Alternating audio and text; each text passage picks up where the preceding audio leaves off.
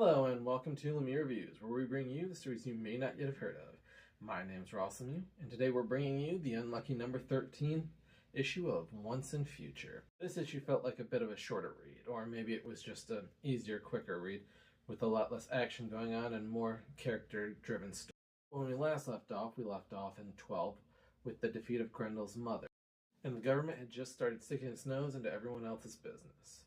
Let's dive in now to chapter 13. Our cover has Duncan and Gran with the Green Serpent behind them, with Duncan showing up as being wounded.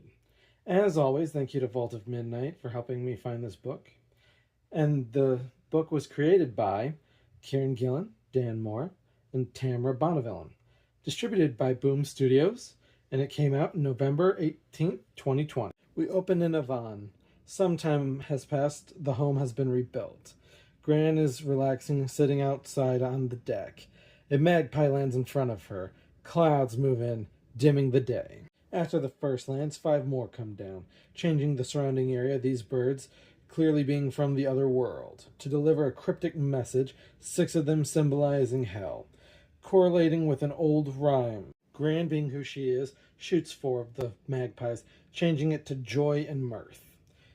She gets a kick out of the confusion it creates within the bird. Then just as suddenly, one of the last 2 birds turns to the other and cuts it down to just 1 bird, changing the meaning to sorrow. And now is Gran's turn to be shocked. So Gran finishes off the last bird and gets on the phone to call Duncan to warn him that danger is just around the corner. Duncan answers Gran's call, and we see Duncan now with Rose having started a relationship and keeping it a secret from Gran. Receiving the warning, Rose does a divination to see if any other worldly hijinks is occurring. Having gotten no hits on the map, they choose to call it a night, see if anything comes up in the next day. In the morning, they head out, only for a new person to be watching them and every move they make. On New Year's Eve, they arrive at Gran's. The orderly meets them up front and directs them to Gran, who is journaling in the back, and the small talk ensues, once more making fun of Duncan's car. Gran takes a look at Duncan, seeing how tired he is, and we get flashbacks of his fights with previous monsters. One made of rats, another one a smoke panther, and last a golem that is set ablaze, showcasing how chaotic his life has been. Gran and Duncan share a heartfelt moment over the struggles of the job, and we get one more flashback of him and Rose sharing a tender moment, letting everyone know it wasn't all hardships. Gran cuts through the ambiguous comments Duncan makes and spills that she knows they are dating. Rose comments how she is like an old character titled Miss Marple from a sleuthing show. And slow with the pleasantries out of the way, they get down to business of planning their next step in finding Mary, also known as Nimue now, where we also hear about Duncan's dad, a man who fit the role of Palamedes until something attacked his heart and killed him. They have 2 options to find Mary. Either track down Galahad's dad, Lancelot, or track down the nationalist she was running with. While at the same time they rule out any government help. Rose informs Gran that they have a reading from last night that led them to an old pub out in the middle of nowhere named the Lancelot Arms. Deciding that this is their next step that they must make, only Rose now reminds them that she has to join, being their only ride, and ignoring the clear danger that presents.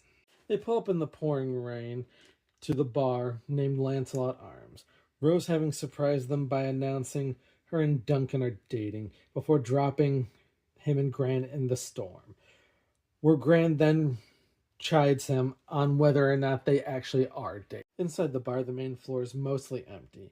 Gran starts walking to the bartender, asking after both Lancelot and Mary, showing a picture of her daughter, which he recognizes and walks away.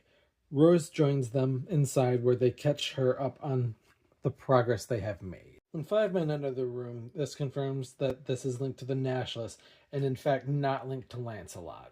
They immediately have one of the men block the door. The men have questions in their own, and the group looking for Elaine like to know what happened to their friends who just disappeared. He even threatens Gran when she tries asking him a question, but he holds up a knife and threatens her. And Duncan, being the nobleman he is, steps between them to protect Gran, and is immediately head-butted and gets jumped by the rest of the men. He and Rose only now realizing that he only has superhuman strength against monsters. That's when the man comes at them again, this time threatening Rose if he doesn't get answers. Outside, a man stands watching the rain when someone calls out to him. The one who called out asking the guard if he wants to participate in a game. When the guard refuses and insults him, an axe splits the guard's head in two. Inside, the newcomer once more calls out, throwing the guard's head at another man, drawing everyone's shocked attention to him. And now we see the assailant, who turns out to be the Green Knight, decked out in armor, green flames, and an axe slung across his back. Here we close out part 13 of Once and Future, more character-driven installment compared to the last couple action-packed issues, and an interesting change of pace. Getting into the issue itself, a strange thing that occurred to me is, why is a group that is all about Britain first, basing itself in a pub named after a French knight that betrayed England and helped in the downfall of the king?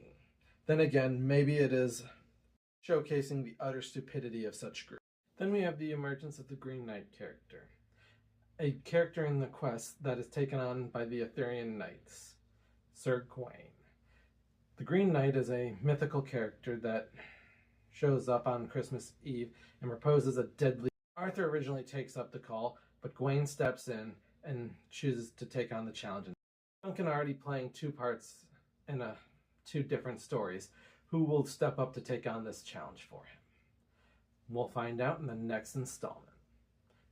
If you like this episode, please like, share, subscribe, and comment down below to let us know what you thought. Have a nice